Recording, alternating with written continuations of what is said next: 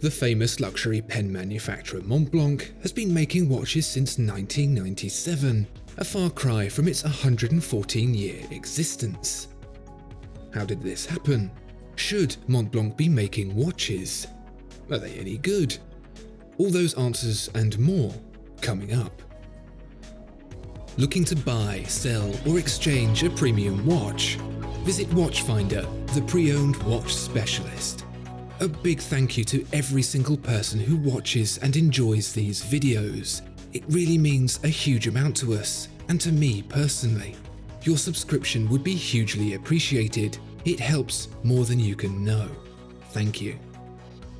If there's a simple answer to the question, why do Montblanc make watches? It's to make money. But with the simplicity of that answer comes the loss of nuance.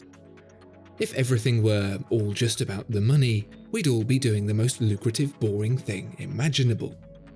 Within 2020's top-paying jobs, you'll find the following: lawyer, sales manager, business operations manager, financial advisor.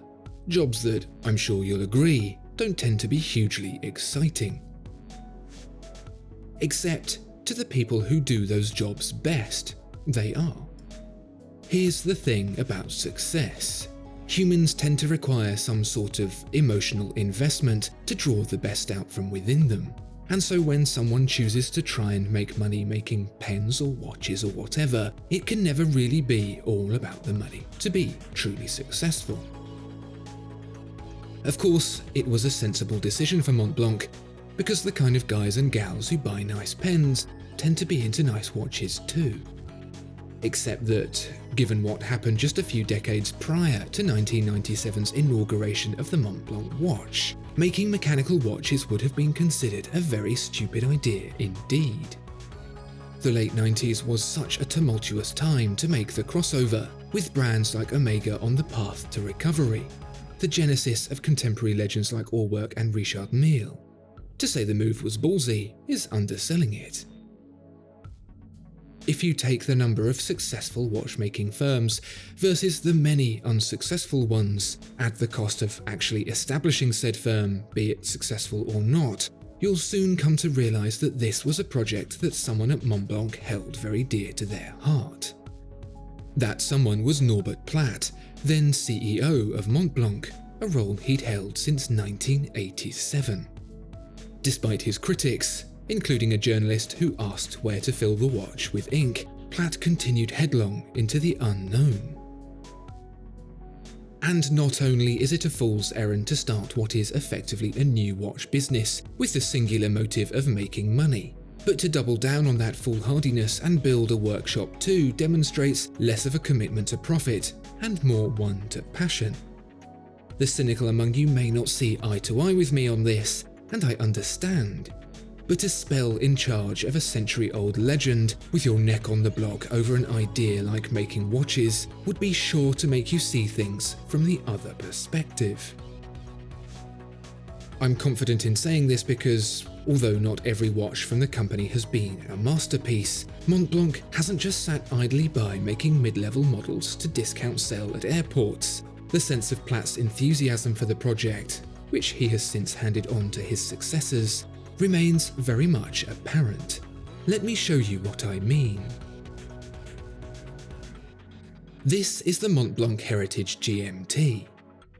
Being British, I, like all my fellow Brits, enjoy a good dose of irony, and its presence in the naming of a watch heritage when its origins draw back to the same vintage as Home Alone 3 has not escaped me. Here ends the list of things wrong with the Montblanc Heritage GMT. There are some things that may have been less favourable with it, such as the £2,395 price for an ETA-powered watch, which may have been a little high.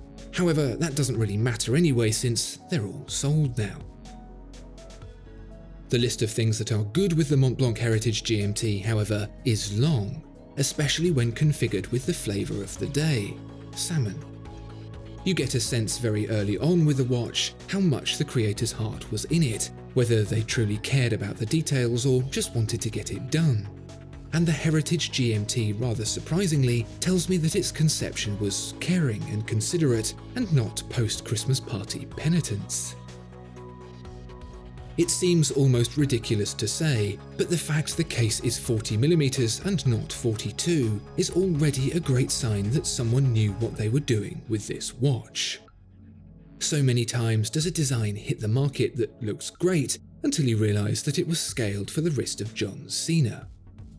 No, the Heritage GMT is thoughtfully balanced and considerately judged, a steel case that sits on your wrist rather than hovering over it like a low-flying UFO. It feels very je le culte in that respect, and that's no complaint. Where this watch really makes its bacon is on the dial, which is pretty much bacon-coloured. The salmon trend preceded the blue dial trend, and a trend although it may be, it's undoubtedly one that's not going out of fashion anytime soon. If our Langensonne has done it, that basically means it's fine. The colour may seem very of the moment, but really it's just a resurgence of a similar trend that occurred at the beginning of the last century. A bit like how people all now seem to be dressing how I did as a kid, which is weirding me out.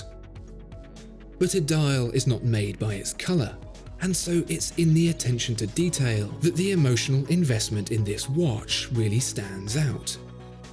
A slew of textures and colours, balanced with knowing deliberation, separates the GMT track from the seconds from the hours. Red, blue and black, including a black plating for the majority of the hands and markers, elevate the perceived value of this watch to a casual, "Is that a Patek?"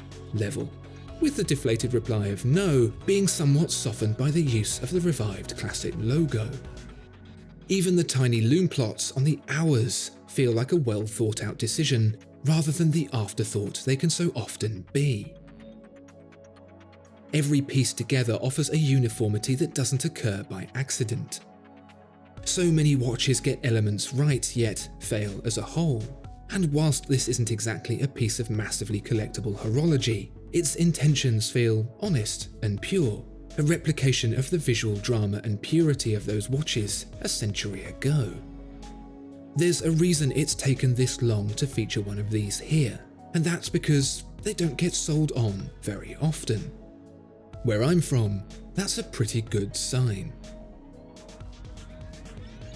Collectively, the Heritage GMT feels like the work of someone who not only wanted to get paid, but someone who wanted to leave at the end of the day with their head held high. And for a company to allow that to happen, that needs to be a thread that runs from top to bottom.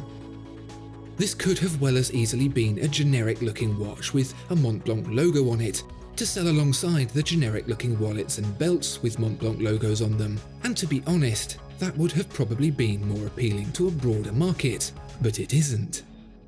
It almost doesn't matter what the name on the dial says, it's more about the attitudes of the people who make it. Discover more exceptional watches at Watchfinder. Thank you so much for watching this video. If you enjoyed it, please do consider giving it a like and subscribing to the channel. If there are any watches you'd like to see featured, please let us know in the comments below.